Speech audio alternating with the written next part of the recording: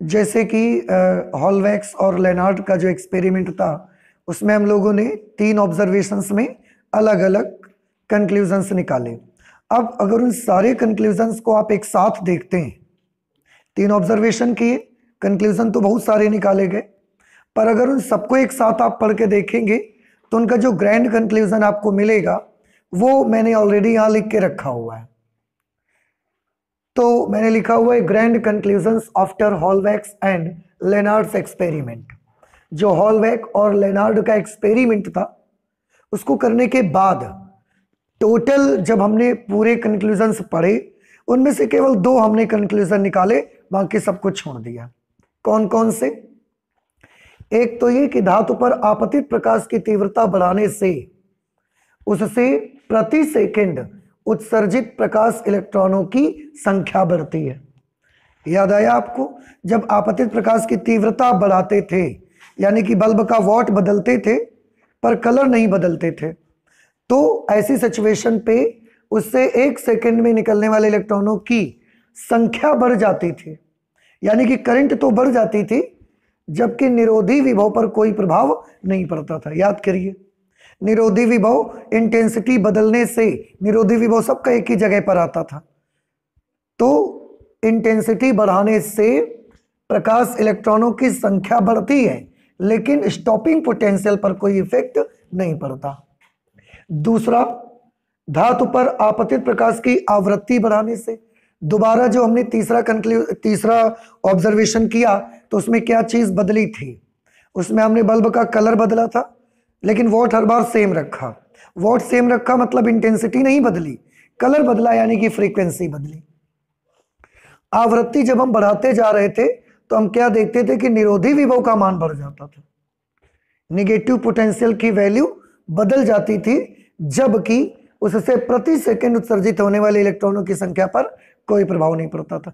Saturation current हर बार same मिल रही थी हमको, जो हमारा थर्ड ऑब्जर्वेशन था। ठीक है, इसमें एक चीज बहुत अच्छी समझने की है, उसको पहले मैं क्लियर करूंगा। जैसे निरोधी विभव, स्टॉपिंग पोटेंशियल, ये ऐसा विभव होता है, लास्ट टाइम इसकी डेफिनेशन भी हम लोगों ने लिखी कि ये ऐसा एक विभव होता है जिस विभव पर अगर हम प्लेट P2 को ये वाला नेगेटिव पोटेंशियल दे देते हैं तो इलेक्ट्रॉनों का आवागमन रुक जाता है, मतलब इस प्लेट से इस प्लेट पर इलेक्ट्रॉन का जाना रुक जाता है और सर्किट में फोटो इलेक्ट्रिक करंट बंद हो जाती है। फोटो इलेक्ट्रिक करंट बंद कैसे हो जाती है, थोड़ा सा इसको समझने की जरूरत है आपको। आप इसको देखिए, मैं आपको समझाऊं। क्या आपको एक चीज अच्छा उससे पहले मालूम है कि अगर कोई भी आवेशित कण हमारे पास है, थोड़ा सा सोचें, अगर ये एक आवेशित कण हमारे पास है जिसका आवेश Q है, अब अगर हम इसको कहीं से V वोल्ट विभव दे देते हैं, V वोल्ट का विभवांतर लगा देते हैं या V वोल्ट पोटेंशियल हम इसको दे देते हैं, तो इसके पास एक एनर्जी आ जाती है। कितनी एनर्जी आ जाती है? ये हमने कहीं भी दूर से पॉजिटिव या नेगेटिव V वोल्ट का पोटेंशियल हमने इसको दे दिया, तो क्या आप बता सकते हैं इस पार्टिकल के पास कितनी एनर्जी आ जाती है? इस पार्टिकल के पास एनर्जी आ जाती है Q इंटू V। उसके आवेश और जितना पोटेंशियल, जितना विभव आपने दिया, उन दोनों के गुणनफल के बराबर उसके पास ऊर्जा आ जाती है। ये बात आपको याद है? तो अगर ये चीज आपको याद है क्या कि एक Q आवेशित कण को अगर V वोल्ट विभवांतर उस पर आरोपित किया जाए तो उसकी ऊर्जा कितनी हो जाएगी? आंसर, उसकी ऊर्जा Q इंटू V हो जाएगी। क्लियर? अच्छा, अब यही चीज मैं इलेक्ट्रॉन के बारे में आपसे पूछता हूं। Suppose this is the electron. अगर ये एक इलेक्ट्रॉन है तो इलेक्ट्रॉन का चार्ज कितना होता है? इलेक्ट्रॉन का चार्ज तो E होता है। अगर E आवेश हो किसी पार्टिकल का और इधर से V वोल्ट का विभव लगा दिया जाए इसमें, तो इसकी ऊर्जा कितनी हो जाएगी? E इंटू V, यही तो एनर्जी हो जाएगी। ठीक है, इतनी एनर्जी इसकी हो जाएगी। अब थोड़ा सा एक चीज और सोचें, अगर मैं ये पॉजिटिव पोटेंशियल हटा देता हूं और यहां पर नेगेटिव वी पोटेंशियल अप्लाई कर देता हूं। जब प्लस वी पोटेंशियल लगाया तो ई चार्ज वाले इलेक्ट्रॉन के पास कितनी एनर्जी आई, e into v. Negative v potential अगर लगाएंगे तो इलेक्ट्रॉन के पास कितनी एनर्जी आ जाएगी, आंसर है माइनस ई इंटू वी। अब ये सबको क्लियर हो गया, बस यही हमको समझाना चाहते थे। अब इससे हम आपको बहुत सारी बातें बता सकते हैं। देखिए करंट जीरो कैसे हो जाती है, मैं ऊर्जा से रिलेट करके आपको बताता हूं, आप थोड़ा गौर से सुनिएगा हमारी बात को। ये एक प्लेट इधर लगी थी P1 और दूसरी प्लेट इधर लगी थी P2, ठीक। इस प्लेट पर हम लाइट डालते थे, यहां से इलेक्ट्रॉन्स निकलते थे। बाय चांस ये मानिए कि यहां से 100 इलेक्ट्रॉन निकल रहे हैं। जब 100 इलेक्ट्रॉन निकलते थे तो उनमें से कुछ इलेक्ट्रॉन ऐसे थे जिनकी ऊर्जा इतनी ज्यादा थी कि बिना किसी विभवांतर के जीरो विभवांतर पर भी यहां से 50 इलेक्ट्रॉन दूसरी प्लेट पर पहुंच जाते थे, ठीक। अब हमने इस वाली प्लेट को हमने नेगेटिव पोटेंशियल देना स्टार्ट किया। नेगेटिव कितने जा रहे थे, यहां से यहां 50, 100 निकले थे टोटल, और बिना वोल्टेज के भी कितने पहुंच रहे थे, क्योंकि उनकी ऊर्जा बहुत ज्यादा थी, तो वो बिना वोल्टेज के भी, बिना पोटेंशियल डिफरेंस के भी दूसरी प्लेट पर अपनी ऊर्जा की वजह से ही पहुंच जाते थे। अब हमने क्या किया, जो दूसरी प्लेट हमारी है उसका नेगेटिव पोटेंशियल हमने बढ़ाना स्टार्ट किया। सेकेंड प्लेट का माइनस विभव बढ़ाना शुरू करेंगे। थोड़ा गौर से देखिएगा, यहां से इलेक्ट्रॉन निकले, 50 पहुंच रहे हैं, यहां का नेगेटिव पोटेंशियल हमने बढ़ाया। बाय चांस मैंने यहां का नेगेटिव पोटेंशियल बढ़ा के कर दिया माइनस V1। अगर माइनस V1 कर दिया तो यहां पर जो इलेक्ट्रॉन हैं उन सबको कितनी एनर्जी मिल गई, सोचिए। अभी हमने बताया माइनस V पोटेंशियल करने से उपस्थित इलेक्ट्रॉन को कितनी एनर्जी मिलती है, माइनस EV। हमने इस प्लेट का पोटेंशियल कितना कर दिया, माइनस V1। तो यहां जो इलेक्ट्रॉन मौजूद हैं जो कि 50 यहां पहुंच रहे थे, उन इलेक्ट्रॉन्स को सबको कितनी कितनी एनर्जी मिल गई, माइनस E इंटू V1। अब हम क्या देखते हैं, जब माइनस V1 पोटेंशियल लगाते हैं कि 50 जा रहे थे, 20 उनमें से रुक गए। 20 इलेक्ट्रॉन क्या कर दिए गए, रोक दिए गए। बाकी अभी भी कितने पहुंच रहे हैं, 30 अभी भी पहुंच रहे हैं। वो 20 क्यों रुक गए, तो हम ये सोचते हैं कि उनके पास हो सकता है, उनके पास पहले से E इंटू V1 ऊर्जा रही होगी। उनके पास पहले से कितनी ऊर्जा रही होगी, प्लस E इंटू V1। हमने यहां से कितनी एनर्जी दे दी, माइनस E इंटू V1। तो उन इलेक्ट्रॉन्स की एनर्जी कितनी हो गई, 0। आप देखो ना, एक इलेक्ट्रॉन के पास पहले से E इंटू V1 ऊर्जा है। अब हमने एक नेगेटिव प्लेट लगा के उसका वोल्टेज V1 कर दिया, उसने भी इसको एनर्जी दे दी माइनस E इंटू V1। तो अब इस इलेक्ट्रॉन की टोटल एनर्जी कितनी हो गई, और अगर इसकी ऊर्जा 0 हो गई तो अभी भी इलेक्ट्रॉन आएगा या रुक जाएगा, रुक जाएगा, एनर्जी 0 हो गई। अब कैसे आ पाएगा, ऊर्जा तो 0 हो गई ना।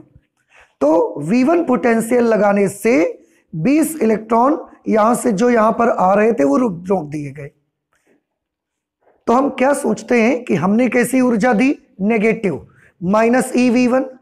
उनके पास कितनी रही होगी, प्लस EV1। तो माइनस EV1 ने उनके प्लस EV1 को क्या कर दिया, 0 कर दिया। उन इलेक्ट्रॉन्स की एनर्जी 0 हो गई, और जब ऊर्जा 0 हो गई तो अब नहीं आ सकते, नहीं आए। लेकिन अभी भी कितने पहुंच रहे हैं वहां पर, 30 इलेक्ट्रॉन तो अभी भी पहुंच रहे हैं ना। और अगर 30 इलेक्ट्रॉन अभी भी पहुंच रहे हैं तो इसका क्या अंदाजा लगा सकते हैं आप कि उनकी ऊर्जा अभी भी 0 नहीं हो पाई। उनकी ऊर्जा माइनस EV1 से भी कैसी है, ज्यादा है, ज्यादा है, तभी तो यहां पहुंच रहे हैं, रुक नहीं रहे अभी। हमने क्या किया, अब दूसरी प्लेट का ऋण विभव बढ़ाया हमने, दूसरी प्लेट का नेगेटिव पोटेंशियल बढ़ा के और ज्यादा कर दिया, माइनस V2 कर दिया। अब आप सोचिए थोड़ा सा, अगर हमने इस प्लेट का विभव बढ़ाकर -v2 कर दिया तो ये पोटेंशियल जो कि -v2 है, यहां पर उपस्थित हर इलेक्ट्रॉन को कितनी ऊर्जा दे देगा? -e/v2 ऊर्जा दे देगा। अब हमने क्या देखा, जो 20 जा रहे थे अब उनमें से 15 और रुक गए। अब कितने केवल जा रहे हैं? अब केवल 5 जा रहे हैं। वो 15 क्यों रुक गए होंगे? सोचिए, जरूर वो 15 इसलिए रुक गए होंगे क्योंकि पहले उनके पास +eV2 ऊर्जा रही होगी, उससे वो आते थे। लेकिन जैसे ही मैंने V2 पोटेंशियल लगाया, इनको कितनी एनर्जी मिली? -eV2। तो +eV2 इनके पास थी, हमारे नेगेटिव V2 लगाने से सबको +eV2 मिल गई। तो -eV2 और +eV2 कैसी हो गई? 0। और इसीलिए वो वाले 15 भी क्या कर दिए गए? रोक दिए गए। समझ आई? अभी भी 5 पहुंच रहे हैं। तो अब ये 5 कौन से पहुंच रहे हैं? V2 लगाने से भी नहीं रुक रहे। इसका मतलब है ये जितनी ऊर्जा देता है उससे भी ज्यादा इनके पास एनर्जी है कि नहीं? तो हमने क्या किया? हमने इसका पोटेंशियल और बढ़ाया। अब इसका पोटेंशियल अगर हमने और बढ़ा के कर दिया V3। अब बताइए, जो 5 अभी भी पहुंच रहे थे, हमने पोटेंशियल बढ़ा के कर दिया V3, तो ये V3 नेगेटिव पोटेंशियल, ये -V3 हर इलेक्ट्रॉन की कितनी एनर्जी देगा? आके -eV3 ऊर्जा देगा। -eV3 अगर ऊर्जा देगा, और अब हमने देखा जो लास्ट के 5 आ रहे थे वो भी बेचारे इलेक्ट्रॉन रोक दिए गए। अब वो भी आना बंद हो गए। क्या पता लगा इससे हमको? क्या अंदाजा लगा लिया हमने अंदाजा लगा लिया कि जरूर ऐसा होगा कि जो 5 इलेक्ट्रॉन अभी भी पहुंच रहे थे, इन पांचों की ऊर्जा कितनी रही होगी? +e/v3। तो जब हमने -v3 लगाया तो इस -v3 ने उनको कितनी ऊर्जा दी? -eV3। अरे इलेक्ट्रॉन के पास कितनी थी? +eV3। हमने -v3 लगा दिया तो इस माइनस पोटेंशियल ने कितनी ऊर्जा दे दी? -eV3। तो पहले से उनके पास +eV3, नेगेटिव ने कितना दे दिया? -eV3। तो +eV3 और -eV3 दोनों मिलके क्या हो गए? 0। और अगर ऊर्जा 0 हो गई तो इसीलिए इलेक्ट्रॉन आना बंद हो गए। और करंट कैसी हो गई सर्किट में? सर्किट में फ्लो होने वाली करंट की वैल्यू 0 पड़ गई। क्या ये चीज आपको समझ में आई? तो ये जो मैं आपको बता रहा हूं, ये मैं क्या बताना चाहता हूं? ये हम आपको ये बताना चाहते हैं कि अगर V1 वोल्टेज हमने लगाया तो शुरू के 30 इलेक्ट्रॉन रुके थे। इसका मतलब ये था कि जितना नेगेटिव पोटेंशियल हम यहां से लगाते हैं वो एक ऊर्जा देता है इलेक्ट्रॉन को, और अगर उस ऊर्जा के बराबर इलेक्ट्रॉन के पास पॉजिटिव ऊर्जा है तो वो इलेक्ट्रॉन क्या हो जाएंगे? 0 हो जाएगी ऊर्जा और वो रोक दिए जाएंगे। बात समझ रहे? तो इससे हमको एक बात पता चलती है, जब V2 लगाया -V2 तो उसने 15 और रोक दिए। तो इससे हमको क्या पता चला कि eV2 के बराबर ही उन 15 के पास ऊर्जा रही होगी। जब हमने V3 पोटेंशियल लगा दिया नेगेटिव, तो eV3 एनर्जी दे रहा था अब ये पोटेंशियल, और इतनी ही ऊर्जा उनके पास पहले से पॉजिटिव रही, इसलिए उनकी ऊर्जा कैसी हो गई? 0। तो आपको नहीं लगता कि इस पोटेंशियल को लगाने से जो भी ऊर्जा ये इलेक्ट्रॉनों को देता है उससे वही वाले इलेक्ट्रॉन रोक दिए जाते हैं जिनकी ऊर्जा इसके द्वारा दी गई ऊर्जा के बराबर होती है। कुछ बात समझ आई हमारी आपको? कि अगर ये eV1 ऊर्जा देता है तो कौन से इलेक्ट्रॉनों का आना बंद हो जाता है? जिनके पास ऊर्जा पहले से eV1 थी, लेकिन जिनके पास eV2 ऊर्जा है, ज्यादा है, वो अभी भी आते हैं। जब हमने V2 पोटेंशियल नेगेटिव दे दिया तो कौन से इलेक्ट्रॉन रोक दिए गए? जिनके पास पहले से eV2 की प्लस ऊर्जा थी। जब हमने V3 नेगेटिव पोटेंशियल लगा दिया तो अब कौन से इलेक्ट्रॉन रोके गए? जिनके पास पहले से eV3 ऊर्जा थी। इस नेगेटिव ने उनके -eV3 के बराबर ऊर्जा दिया और रोक दिया। तो ये निरोधी विभव आ गया V3। क्योंकि इसने सारे इलेक्ट्रॉन्स को क्या कर दिया, रोक दिया। लेकिन निरोधी विभव से हमको एक बात और पता चली कि ये लास्ट वाले पोटेंशियल ने ही इलेक्ट्रॉन्स को रोका है, सारे इलेक्ट्रॉन्स को रोका है। इसलिए ये लास्ट वाला पोटेंशियल जितनी ऊर्जा उनको देता है उतनी ही ऊर्जा उनके पास पहले से थी। थोड़ा सा सोचने का प्रयास करें कि इलेक्ट्रॉन यहां से जो यहां पर आ रहे थे इनके पास कितनी एनर्जी है ये हमको नहीं पता। एक प्लेट से इलेक्ट्रॉन निकले, दूसरी प्लेट पर पहुंच रहे थे, तो यहां से निकलकर इलेक्ट्रॉन यहां पहुंच जाते थे। तो ये जो इलेक्ट्रॉन यहां पहुंच रहे थे इनके पास कितनी ऊर्जा है हमें नहीं मालूम, लेकिन इस प्लेट पर नेगेटिव पोटेंशियल लगाकर हम पता लगा सकते हैं। कैसे पता लगा सकते हैं? हमने V1 पोटेंशियल लगाया यहां पर, तो कितनी ऊर्जा दी हमने, EV1। कुछ इलेक्ट्रॉन रुक गए, तो पक्का जो इलेक्ट्रॉन रुक गए हैं उनकी ऊर्जा कितनी रही होगी, EV1 के बराबर। जब हमने V2 नेगेटिव पोटेंशियल दिया तो फिर कुछ इलेक्ट्रॉन रोके गए। अब हम समझ गए कि जरूर अब जो इलेक्ट्रॉन रोके गए हैं उनकी ऊर्जा पहले से कितनी रही होगी, EV2, तभी तो नेगेटिव उतनी ऊर्जा देने से रुक गए वो। अब जब हमने V3 पोटेंशियल लगा दिया नेगेटिव तो भी कुछ इलेक्ट्रॉन रोके गए, तो अब जो इलेक्ट्रॉन रोके गए हैं उनकी ऊर्जा कितनी रही होगी, EV3 के बराबर। तभी जब इतनी ऊर्जा हमने नेगेटिव दी वो रोक दिए गए। और ये तरीका हमारा कोई नया तरीका नहीं है, ये तरीका हम बहुत पहले से यूज करते हैं। आप मार्केट जाते हैं, सब्जी खरीदते हैं तो सब्जी देने वाले तराजू में आपको एक तरफ सब्जी रखते हैं। जैसे ही एक तरफ सब्जी रख देते हैं वो तराजू का वो पलड़ा नीचे चला जाता है, दूसरा पलड़ा ऊपर आ जाता है। अब हमने इस पे बांट रखना शुरू करें, 1 किलो 2 किलो 2 किलो रखा, अभी भी पलड़ा नीचे है। आप क्या समझते हो, हमको किसको पढ़ना आता है किसको पढ़ना नहीं आता? सब्जी को पढ़ना हमको नहीं आता, लेकिन हमको बांट को पढ़ना आता है। सब्जी में तो लिखा नहीं होता ना कुछ, तो आपको सब्जी पढ़ना आता है कि बांट पढ़ना आता है? हमको बांट पढ़ना आता है। तो हमने एक तरफ सब्जी तो रख दिया, अब उसके बाद बांट, अभी भी सब्जी वाला पलड़ा नीचे है, तो हमने बांट बनाना शुरू किया, 1 किलो 2 किलो 3 किलो, अभी भी नीचे है। क्या सोचेंगे आप? 3 किलो रख दिया पर अभी भी सब्जी वाला पलड़ा नीचे है। कौन बड़ा कौन छोटा? सब्जी का वजन अभी भी ज्यादा है। 4 किलो रखा, अभी भी नीचे। 5 किलो रखा, बराबर पे आ गया, बराबर आ गया, ना कोई नीचे ना कोई ऊपर। अगर बराबर आ गया हम क्या समझ गए कि सब्जी कितनी है, 5 किलो। तो सब्जी को नापने के लिए हम सब्जी देख के थोड़ी पता लगाते हैं वजन कितना है, हम उसके बगल वाले पलड़े में रखे हुए बांट देख के पता लगाते हैं। तो यही तो हम तरीका यूज कर रहे हैं। हमने क्या किया, इधर से नेगेटिव पोटेंशियल बनाना स्टार्ट किया, नेगेटिव पोटेंशियल बढ़ा के EV1 हमने कर दिया, मतलब V1 कर दिया नेगेटिव, EV1 ऊर्जा दी इसने।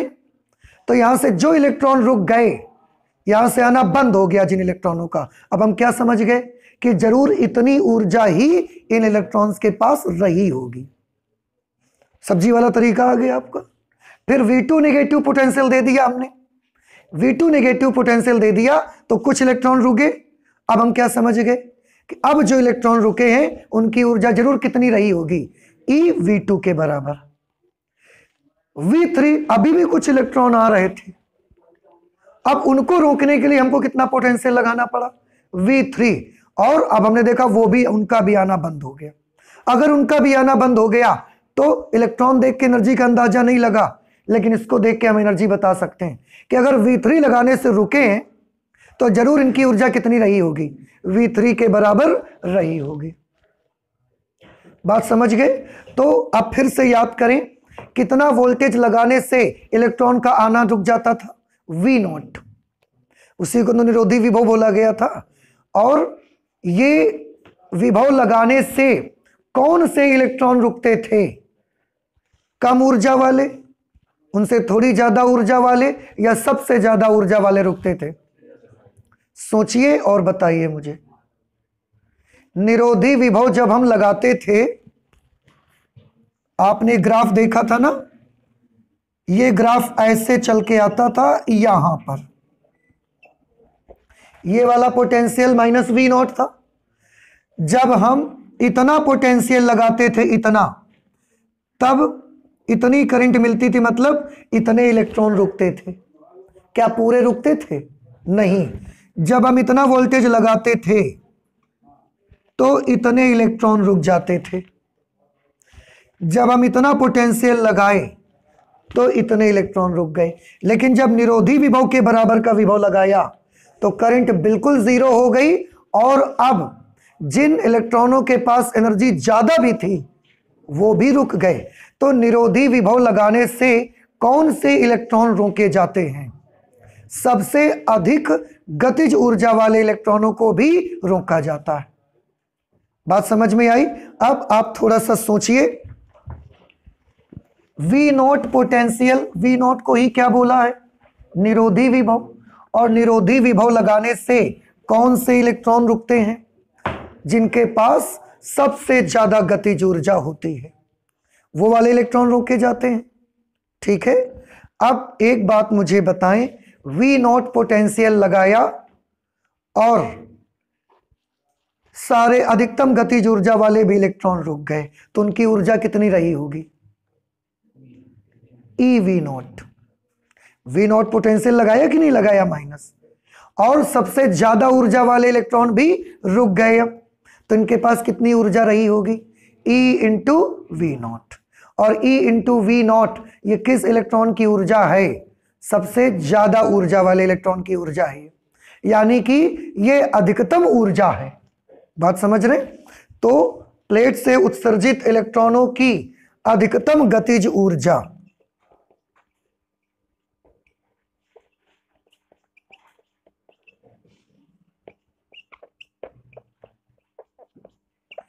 प्लेट से उत्सर्जित इलेक्ट्रॉनों की अधिकतम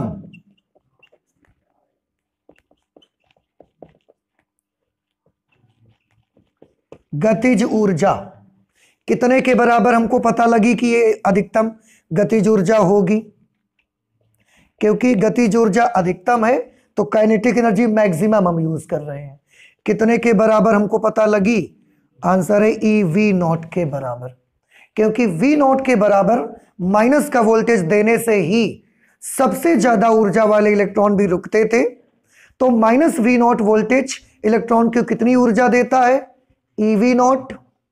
और इस ऊर्जा से ज्यादा गतिज ऊर्जा वाले इलेक्ट्रॉन भी रुकते थे, तो हमने पता लगा लिया कि जो ई वी नॉट एनर्जी है ये प्लेट से उत्सर्जित इलेक्ट्रॉनों की अधिकतम वाली गतिज ऊर्जा है। क्योंकि थोड़ा निगेटिव पोटेंशियल देने से कम ऊर्जा वाले तो पहले ही रुक जाते थे। पूरे रुके किस वोल्टेज पर? फिर से बता दीजिए मुझे।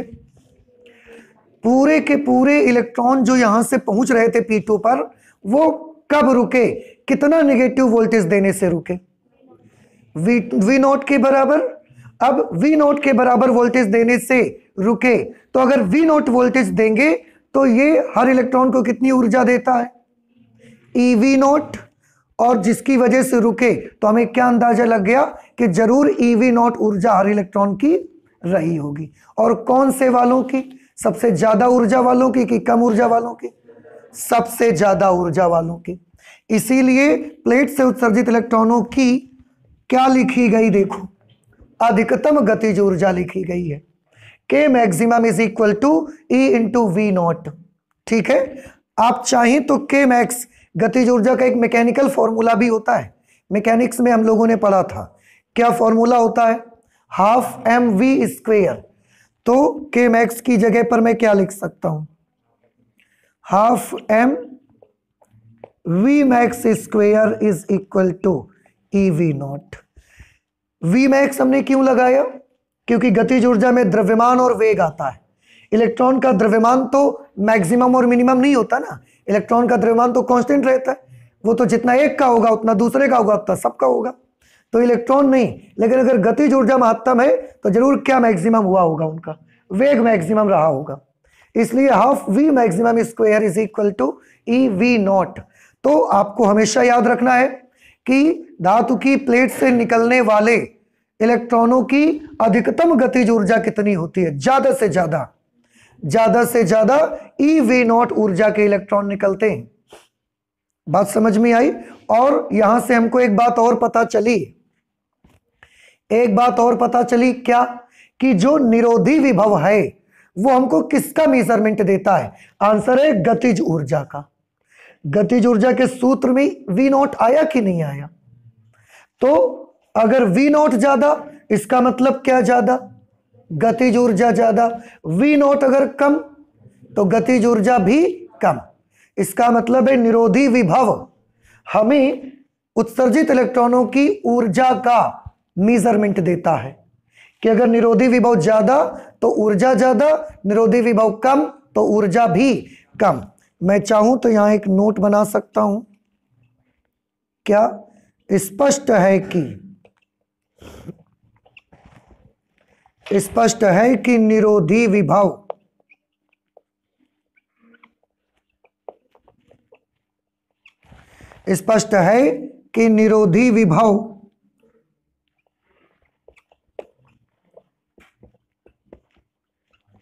प्लेट से उत्सर्जित प्रकाश इलेक्ट्रॉनों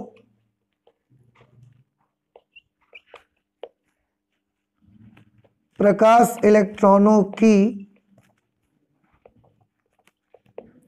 गतिज ऊर्जा की माप है। क्या हमने लिखा बेटा? स्पष्ट है कि निरोधी विभव जो होता है वो प्लेट से उत्सर्जित प्रकाश इलेक्ट्रॉनों की गतिज ऊर्जा की माप है। निरोधी विभव ज्यादा तो गतिज ऊर्जा ज्यादा, निरोधी विभव कम तो गतिज ऊर्जा भी कम। अब थोड़ा सा एक चीज जो इस एक्सपेरिमेंट की स्टार्टिंग में हमने आपको बताई थी, हमने आपको बताई कि जो प्रकाश की तीव्रता होती है वो क्या होती है? वो होती है बेसिकली ये एक प्रकार की ऊर्जा है। याद करिए जब एक्सपेरिमेंट स्टार्ट करने जा रहे थे उस समय सबसे शुरू में ये बात बताई गई थी, एनर्जी पर यूनिट एरिया पर सेकेंड। इसी को हम क्या बोलते हैं? तीव्रता। तो तीव्रता बेसिकली क्या चीज है? ऊर्जा है। ठीक है, ये पूरा मत लिखें, आप ऐसे समझ लें कि तीव्रता बेसिकली क्या है? ऊर्जा, और आयाम के वर्ग के अनुक्रमानुपाती होती है तीव्रता। याद आया कुछ आपको? हमने वेव थ्योरी में क्या पढ़ा हुआ है? हमने वेव थ्योरी में पढ़ा हुआ है कि प्रकाश की तीव्रता आयाम के वर्ग के अनुक्रमानुपाती होती है। इसका मतलब आयाम बढ़ाओ तीव्रता बढ़ेगी, आयाम घटाओ तो तीव्रता घटेगी। अर्थात आयाम बढ़ाओ ऊर्जा बढ़ेगी और आयाम कम कर दोगे तो ऊर्जा भी कम हो जाएगी। आप सभी ध्यान से समझें इसको। आपने यहां पर क्या देखा? आपने यहां पर देखा धातु पर आपतित प्रकाश आवृत्ति बढ़ाने से, ध्यान से सुनिएगा, आवृत्ति बढ़ाने से निरोधी विभव का मान बढ़ता है। और यहां क्या लिखा था? तीव्रता बढ़ाने से निरोधी विभव पर कोई प्रभाव नहीं पड़ता। देखो एक चीज मैं और बताऊं, जब जब मैं निरोधी विभव बोलूंगा आप क्या समझ जाइएगा? गतिज ऊर्जा। क्यों? क्योंकि निरोधी विभव ही तो गतिज ऊर्जा का मेजरमेंट देती है। तो मैं निरोधी विभव बोलूंगा, आप क्या समझ जाना? गतिज ऊर्जा उस जगह रख के अपना समझना। देखिए, तीव्रता बढ़ने से निरोधी विभव नहीं बढ़ता। बात समझ रहे हैं? आवृत्ति बढ़ने से निरोधी विभव बढ़ता है। ध्यान से सुनिए, यहीं पर बस आपको पकड़ में आ जाएगा वो पॉइंट जिसके लिए दो लगातार इतना बड़ा एक्सपेरिमेंट हम लोग कर रहे थे। आवृत्ति बढ़ने से निरोधी विभव बढ़ता है, मतलब गतिज ऊर्जा बढ़ती है। आवृत्ति बढ़ने से गतिज ऊर्जा बढ़ती है, यह अच्छी बात है। लेकिन तीव्रता बढ़ने से निरोधी विभव अर्थात गतिज ऊर्जा नहीं बढ़ती, यह अच्छी बात नहीं है।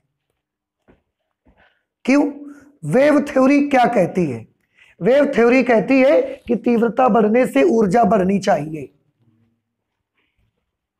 तीव्रता बढ़ने से ऊर्जा बढ़ रही है क्या? तो वेव थ्योरी क्या बताया उसने हमको कि तीव्रता बढ़ेगी तो आयाम बढ़ेगा, आयाम बढ़ेगा तो क्या होगा? ऊर्जा बढ़ेगी। लेकिन ये जो लेनार्ड्स और हॉलवैक्स का एक्सपेरिमेंट हमने किया, इससे हमको क्या पता चला कि तीव्रता बढ़ाने से ऊर्जा नहीं बढ़ती।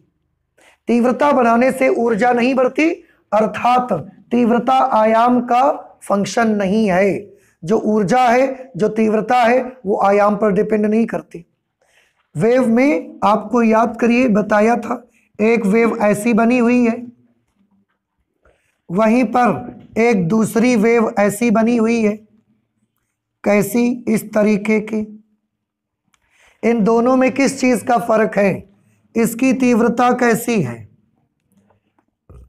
इसकी तीव्रता ज्यादा है। क्यों? कि उसका आयाम कैसा है? ज्यादा। ये सब बातें हमको किसने बताई? वेव थ्योरी ने। इसकी तीव्रता कम है क्योंकि इसका आयाम कैसा है? कम। अब ध्यान से फिर से एक बार देख लो। तीव्रता बढ़ने से, जब हम कहते हैं तीव्रता बढ़ी, इसका मतलब क्या चीज बढ़ा? आयाम बढ़ा। तीव्रता बढ़ी यानी कि आयाम बढ़ने से ऊर्जा नहीं बढ़ती, जबकि वेव थ्योरी हमको क्या बताती थी कि आयाम बढ़ेगा तो ऊर्जा बढ़ जाएगी। यही तो गलत हो गया, यहीं पर गलत हो गया। और हाइगेंस ने जो इतनी बड़ी वेव थ्योरी बनाई, जो जिसकी मदद से हमने परावर्तन, अपवर्तन, विवर्तन, व्यतिकरण, इतनी बड़ी बड़ी प्रकाश की घटनाओं को एक्सप्लेन कर दिया, किसी को एक सेकंड के लिए भी यह शक नहीं हो पाया कि एक वैज्ञानिक, दो वैज्ञानिक आएंगे और वो एक दिन ऐसा एक्सपेरिमेंट करके दिखा देंगे कि इतनी बड़ी वेव थ्योरी हमको झूठ साबित होना स्टार्ट हो जाएगी, हमको बिल्कुल गलत लगने लगेगी। आज लग रही है। तरंग सिद्धांत ने हमको क्या बताया? आयाम बढ़ाओ, तीव्रता बढ़ेगी, ऊर्जा बढ़ेगी। ये हमको किसने बताया? तरंग सिद्धांत। हाइगेंस का यह मानना था कि आयाम बढ़ाइए तो तीव्रता बढ़ेगी, ऊर्जा बढ़ेगी, यह उनका मानना था। लेकिन आज क्या देख रहे हैं कि हम तीव्रता बढ़ाते हैं। तीव्रता बढ़ाते हैं मतलब क्या बढ़ाते हैं? आयाम। आयाम बढ़ाते हैं लेकिन ऊर्जा नहीं बढ़ती। देख लो ना, आपके सामने लिखा हुआ है। और क्या बढ़ाने से ऊर्जा बढ़ती है? आवृत्ति बढ़ाने से ऊर्जा बढ़ रही है। इसका मतलब ऊर्जा आयाम का फलन नहीं है, बल्कि ऊर्जा किसका फलन है? आवृत्ति का फलन है। ये वेव थ्योरी के बिल्कुल अपोजिट थी। और अगर ये वेव थ्योरी के बिल्कुल अपोजिट है, इसका मतलब इस एक्सपेरिमेंट ने वेव थ्योरी को गलत साबित कर दिया। और हम ये सोचने पर मजबूर हो गए कि वाकई में वेव थ्योरी सही है या सही नहीं है। और आपको मानना ही पड़ेगा कि वेव थ्योरी क्या हो गई? गलत हो गई। अब देखो कितना अजीब है ना। वेव थ्योरी पर हमने परावर्तन, अपवर्तन, व्यतिकरण, विवर्तन, जब आप ये पढ़ रहे थे कि आपको क्षण भर के लिए भी लगा था कि एक एक्सपेरिमेंट ऐसा करेगा कोई जो वेव थ्योरी को गलत साबित कर देगा, लेकिन कर दिया हॉलवैक और लेनार्ड्स के एक्सपेरिमेंट ने। और यहां से हमको पता लगा कि वेव थ्योरी जो हमको बताती है वो क्या है? गलत। और ये चीज दिखाई गई सब कुछ। वेव थ्योरी के जो भी साइंटिस्ट लोग थे उनको ये बात बताई गई, उनको बुलाया गया कि देखिए देखिए ये यहां क्या हो रहा है भाई, आप इसको देखें और हमको बताइए कि ऐसा क्यों होता है कि तीव्रता बढ़ने से ऊर्जा नहीं बढ़ती, जबकि आपने तो कहा था कि तीव्रता बढ़ेगी, इसका मतलब आयाम बढ़ेगा। आयाम बढ़ेगा तो क्या बढ़ जाएगी? ऊर्जा बढ़ जाएगी। लेकिन आज नहीं हो रहा है। आज तो आवृत्ति बढ़ाने से ऊर्जा बढ़ रही है। आपने बोला था आयाम बढ़ाओगे तो ऊर्जा बढ़ेगी, हमने आयाम बढ़ाया पर ऊर्जा नहीं बढ़ रही है। हमने तो आवृत्ति बढ़ाने से ऊर्जा बढ़ रही है। तो वेव थ्योरी के वैज्ञानिकों से ये प्रश्न पूछे गए कि भाई ऐसा क्यों हो रहा है, और इसको नकार नहीं सकते। क्यों? क्योंकि ये तो हमने प्रैक्टिकल किया हुआ है, और जो चीज हम साक्षात देख रहे हैं उसको तो नकार नहीं सकते ना। कहते हैं ना, एक हिंदी में कहावत, हाथ कंगन को आरसी क्या। जो आप देख रहे हैं उसको आप नकार नहीं सकते। तो ये तो हमको दिखता है, तो ये तो गलत नहीं हो सकता। अगर ये गलत नहीं हो सकता तो अब आप लोग इसको बताइए कि वेव थ्योरी वाले वैज्ञानिक क्या बोलते थे? आयाम बढ़ाओ, तीव्रता बढ़ेगी, एनर्जी बढ़ेगी। या हमने तीव्रता बढ़ाई, आयाम बढ़ाया, एनर्जी नहीं बढ़ी। आवृत्ति बढ़ाने से एनर्जी बढ़ रही है। तो आओ भाई प्रूव करो कि ऐसा क्यों हो रहा है। वेव थ्योरी के वैज्ञानिक लगे रहे, लेकिन इस बात को कभी वो प्रूव करके दिखा नहीं पाए कि ऐसा क्यों हो गया आखिरकार। और इस तरह से पूरी की पूरी वेव थ्योरी क्या हो गई? फेल हो गई। और आज फिर हमको मानना पड़ा, एक बार फिर से हमारे पढ़ाई की दिशा बदल गई। हमारा इतिहास जो साइंस का है वो फिर से चेंज हो गया। तो हमने आपको बोला था ना, जब भी कोई नया एक्सपेरिमेंट होता है उससे हमारी पढ़ाई का इतिहास ही चेंज हो जाता है, पढ़ाई की दिशा ही चेंज हो जाती है पूरी। और हमारी फिजिक्स में ये एक एक्सपेरिमेंट ऐसा था जिसने एक बार फिर से हमको मजबूर कर दिया ये सोचने पर कि प्रकाश तरंग के रूप में चलता है कि नहीं चलता है। नहीं चलता, इसको नकार तो नहीं सकते ना। ये तो सबने करा है और आपने बड़े अच्छे से देखा है इसको रोजाना की कैसे कैसे हो रहा है प्रैक्टिकल। और सबने लिखा, कंक्लूजन लिखे, और आज जो कंक्लूजन मिला वो एक बड़ा अच्छा कंक्लूजन था। उसने हमको बड़ी अच्छी बात बताई और वेव थ्योरी के वैज्ञानिक ये कुछ कर नहीं पाए, ये प्रूव नहीं करा। तो हमने क्या बोला कि फिर वेव थ्योरी आपकी लाइट, जो प्रकाश होता है वो तरंग के रूप में नहीं चलता, तो फिर प्रकाश कैसे चलता है? तो ये माना गया कि प्रकाश एक पार्टिकल के रूप में चलता है। किस रूप में चलता है? पार्टिकल के रूप में चलता है, एक कण के रूप में चलता है। एक पार्टिकल होता है लाइट का, वो लाइट का पार्टिकल आगे बढ़ता है ऐसे। वो पार्टिकल जब हमारी आंखों पर आता है वो एनर्जी लेके आता है। जब हमारी आंखों पर पड़ता है तो वो फूट जाता है, और जो उसके अंदर जो ऊर्जा होती है वो हमारी आंखों को मिल जाती है, और उस ऊर्जा से ही हम सारी चीजें देख पाते।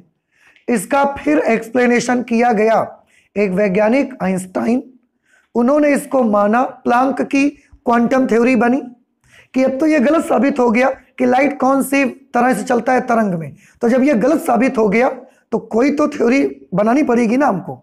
लाइट को कैसे पढ़ाएंगे हम आप सबको? अभी तक तरंग में पढ़ाते थे, लेकिन तरंग भी क्या हो गया? गलत। तो अब हम आपको कैसे पढ़ाएंगे कि लाइट कैसे चलती है? उसके लिए फिर प्लांक की क्वांटम थ्योरी बनी, और प्लांक की क्वांटम थ्योरी के आधार पर आइंस्टीन ने एक्सप्लेन किया कि लाइट कैसे चलती है। अब हम इधर पे आ गए, अब आगे देखेंगे आगे क्या होने वाला है। लेकिन हॉलवैक्स और लेनार्ड के एक्सपेरिमेंट से एक बात तो साफ थी कि प्रकाश तरंग के रूप में नहीं चलता। तो प्रकाश किस रूप में चलता है इसका जिक्र जब हम प्लांक की क्वांटम थ्योरी पढ़ेंगे तब करेंगे, आइंस्टीन का एक्सप्लेनेशन पढ़ेंगे तब करेंगे। ठीक है, अभी के लिए इतना कि ये वाला प्रयोग क्रांति के रूप में हमारी फिजिक्स में आया, जिसने ये दिखा दिया कि प्रकाश तरंग के रूप में नहीं चलता। क्लियर हो गया? ओके। अब इसमें थोड़ा सा और आगे हम बढ़ना चाहते हैं, इसमें और आगे हम बढ़ना चाहते हैं तो इसमें एक दो चीजें और हैं। जैसे बीच में हो सकता है आप सभी को एक बात परेशान कर रही हो, जैसे मैं बोलता था कि V1 वोल्टेज लगाने से कम ऊर्जा वाले इलेक्ट्रॉन रुक गए, V2 वोल्टेज लगाया और ज्यादा ऊर्जा वाले इलेक्ट्रॉन रुक गए, V3 वोल्टेज लगाया और सबसे ज्यादा ऊर्जा वाले इलेक्ट्रॉन रुक गए। आपके मन में एक क्वेश्चन नहीं उमड़ा कि क्या जो प्लेट से इलेक्ट्रॉन निकलते हैं उनमें सबकी ऊर्जा अलग अलग होती है क्या? हम तो बोल रहे हैं ना बार बार कि V1 वोल्टेज लगाने से कौन से इलेक्ट्रॉन रुके? कम ऊर्जा वाले। V2 लगाने से ज्यादा ऊर्जा वाले, और V3 लगाने से सबसे ज्यादा ऊर्जा वाले इलेक्ट्रॉन रुके। तो एक क्वेश्चन मन में आता है सभी बच्चों के कि क्या प्लेट से जो इलेक्ट्रॉन निकलते हैं अगर 100 निकल रहे हैं तो क्या उन 100 की सबकी ऊर्जा अलग अलग है क्या उनके पास? किसी के पास कम, किसी के पास ज्यादा, क्या ऐसा है क्या? आंसर है ऐसा ही है, कि प्लेट से उत्सर्जित प्रकाश इलेक्ट्रॉनों की ऊर्जा अलग अलग होती है। कैसे अलग हो जाती है? जबकि लाइट जब आती है तो सबको तो बराबर ऊर्जा देती है। लाइट जब सरफेस पर पड़ती है वो किसी के साथ भेदभाव नहीं करती, वो तो जितने इलेक्ट्रॉन इसके भीतर हैं सबको ऊर्जा बराबर बराबर दे देती है। तो फिर जो इलेक्ट्रॉन बाहर आते हैं उनमें से किसी की ऊर्जा कम और किसी की ज्यादा कैसे हो जाती है?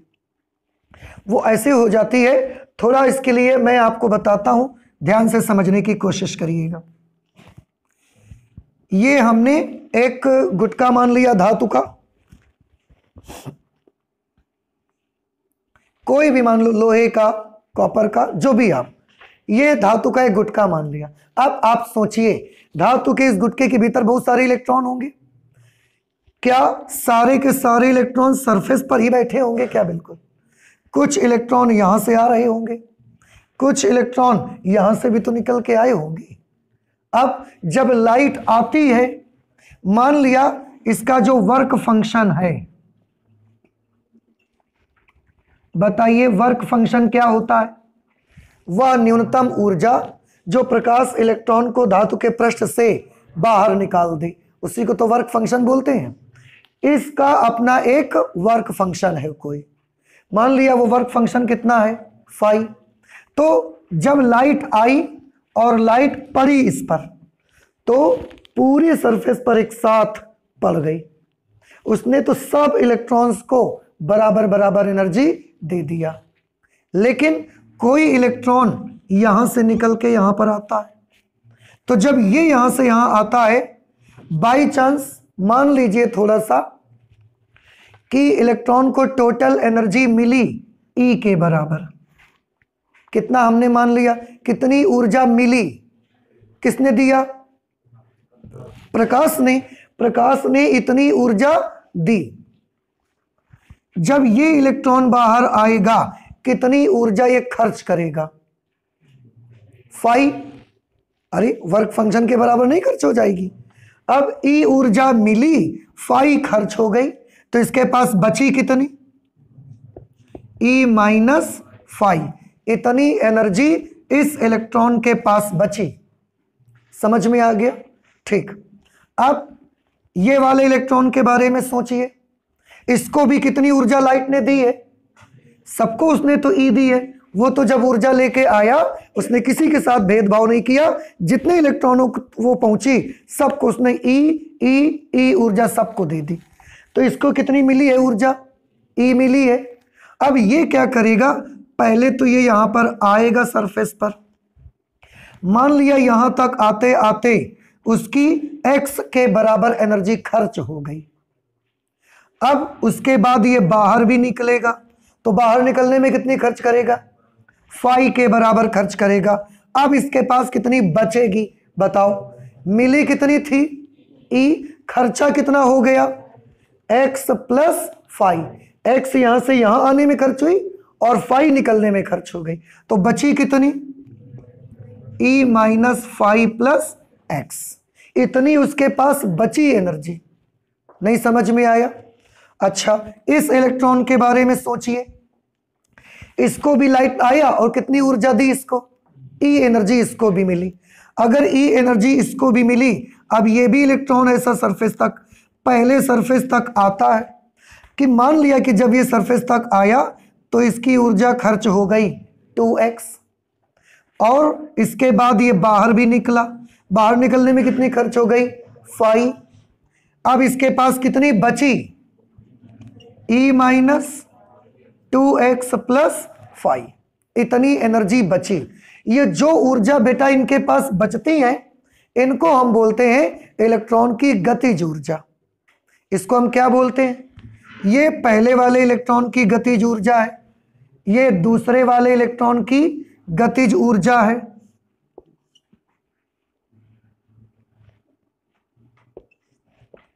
ये तीसरे वाले इलेक्ट्रॉन की गतिज ऊर्जा है।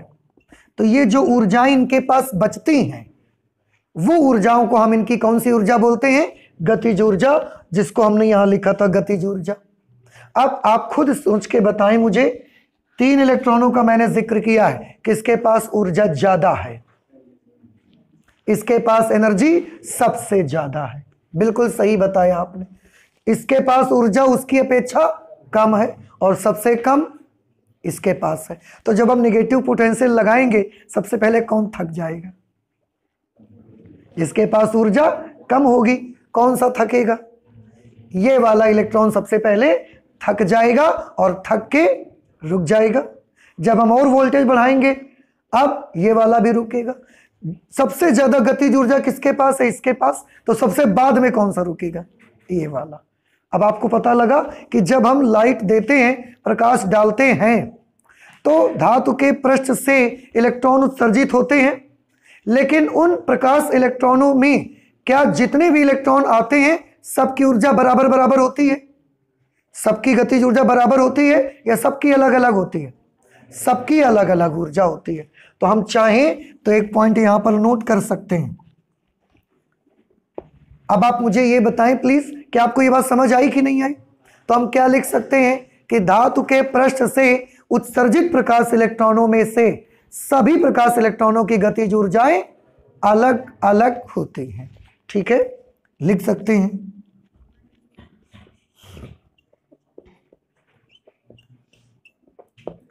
धातु के पृष्ठ से उत्सर्जित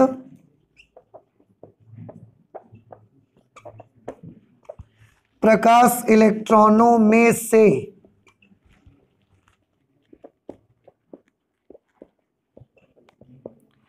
सभी प्रकाश इलेक्ट्रॉनों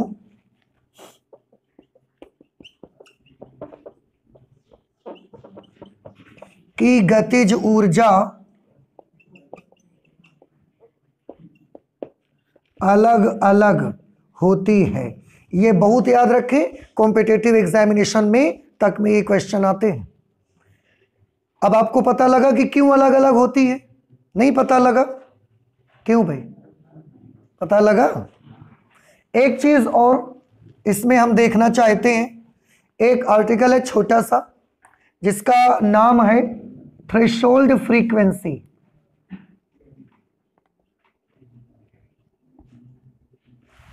थ्रेशोल्ड फ्रीक्वेंसी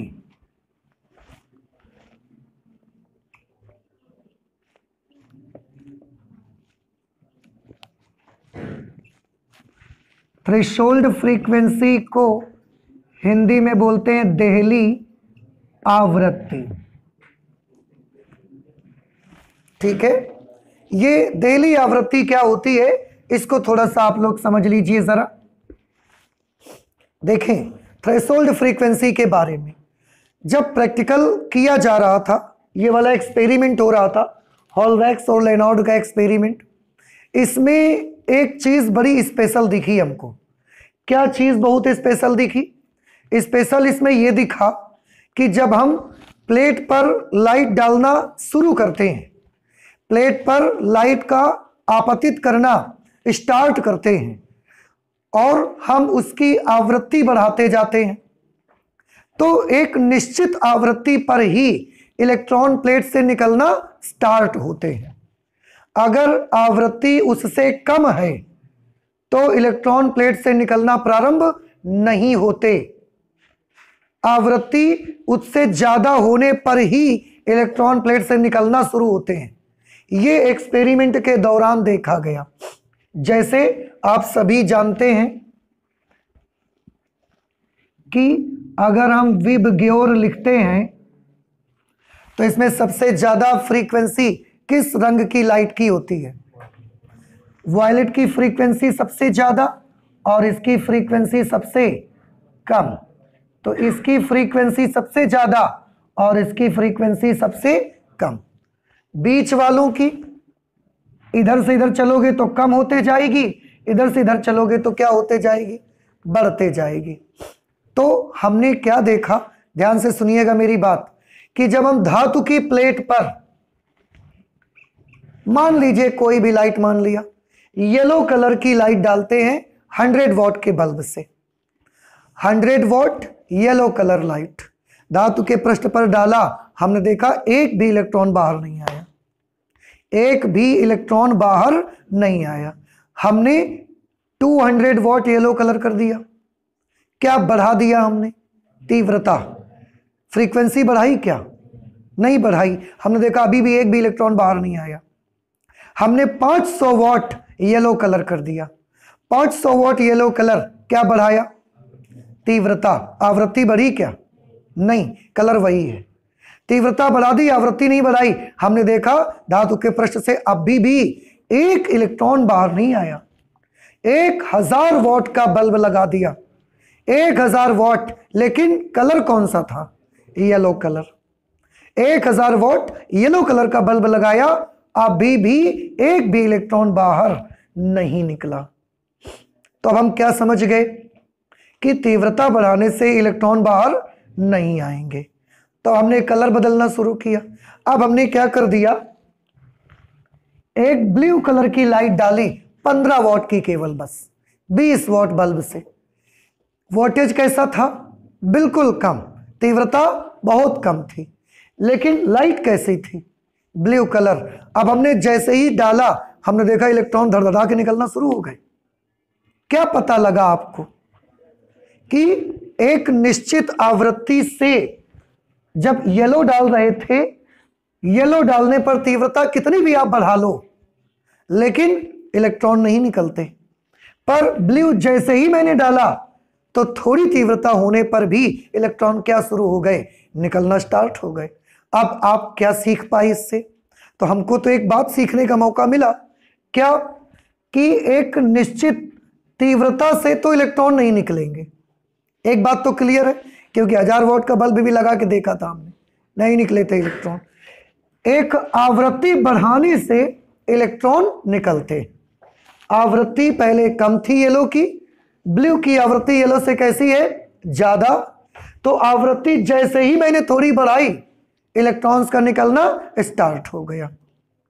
इसका मतलब साफ है कि अगर आप धातु के पृष्ठ पर लाइट डालना शुरू करो, सबसे कम आवृत्ति अगर आप डाल रहे हो, इलेक्ट्रॉन नहीं निकला, बढ़ाई इलेक्ट्रॉन नहीं निकला, और बढ़ाई इलेक्ट्रॉन निकलने लगा।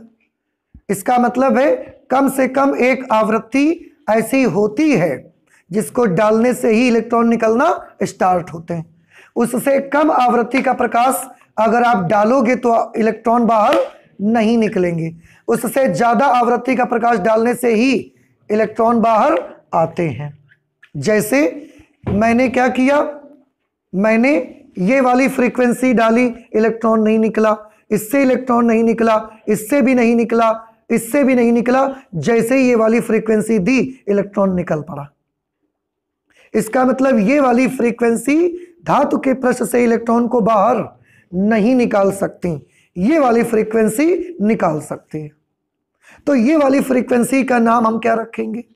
Threshold frequency. उसके बाद और बढ़ाते जाइए तो इलेक्ट्रॉन निकलते रहेंगे, लेकिन आपतित प्रकाश की एक न्यूनतम आवृत्ति आपको चाहिए जो इलेक्ट्रॉन को निकाल पाएगी। उससे कम आवृत्ति रखोगे तो इलेक्ट्रॉन बाहर नहीं निकलेगा। नहीं समझ में आई? क्या चीज हमने देखा कि आपतित प्रकाश की आवृत्ति में एक न्यूनतम आवृत्ति ऐसी होती है जो धातु के पृष्ठ से इलेक्ट्रॉन को बाहर निकाल सकती है। उससे कम आवृत्ति होने पर प्रकाश इलेक्ट्रॉन बाहर नहीं निकलेगा, उससे ज्यादा होने पर भी निकलेगा। लेकिन एक फ्रीक्वेंसी ऐसी होगी, ये वाली नहीं निकाल पाई, ये भी नहीं निकाल पाई, ये भी नहीं निकाल पाई, पर ये निकाल दिया इसने इलेक्ट्रॉन। तो ये जो बॉर्डर वाली फ्रीक्वेंसी होगी, जो पहला इलेक्ट्रॉन बाहर निकाल देगी, इसको हम क्या बोलेंगे? देहली आवृत्ति। जो पहले इलेक्ट्रॉन को बाहर निकाल देगी। उससे कम रखोगे तो इलेक्ट्रॉन बाहर नहीं निकलेगा, उससे ज्यादा कर दोगे तो इलेक्ट्रॉन बाहर निकल जाएगा। तो जो आवृत्ति पहला इलेक्ट्रॉन बाहर निकालेगी, वो वाली आवृत्ति का नाम क्या रख देंगे? थ्रेशोल्ड फ्रीक्वेंसी, देहली आवृत्ति। तो देहली आवृत्ति को हम डिफाइन कर सकते हैं। कैसे परिभाषा बनाएंगे? आपतित धातु के पृष्ठ पर आपतित प्रकाश की वह न्यूनतम आवृत्ति जो धातु के पृष्ठ से प्रकाश इलेक्ट्रॉन को उत्सर्जित कर सके। ठीक है, उस धातु की क्या बोलते हैं? उसको देहली आवृत्ति बोलते हैं। नोट कर लेते हैं। हमने किसी धातु के पृष्ठ पर आपतित प्रकाश की वो मिनिमम फ्रीक्वेंसी, वो कम से कम आवृत्ति जो धातु के पृष्ठ से प्रकाश इलेक्ट्रॉनों को केवल उत्सर्जित करने के लिए आवश्यक हो, उस धातु के लिए देहली आवृत्ति कहते हैं। इसे न्यू नॉट से प्रदर्शित करते हैं। किससे प्रदर्शित करते हैं? न्यू नॉट से प्रदर्शित करते हैं। समझ में आई बात कि जो देहली आवृत्ति होती है उससे हम न्यू नॉट से प्रदर्शित करते हैं। तो ये वो मिनिमम फ्रीक्वेंसी होती है जिसकी लाइट जब डालोगे तो ही इलेक्ट्रॉन निकलेगा। इससे कम आवृत्ति की लाइट डालोगे तो इलेक्ट्रॉन बाहर नहीं आएगा।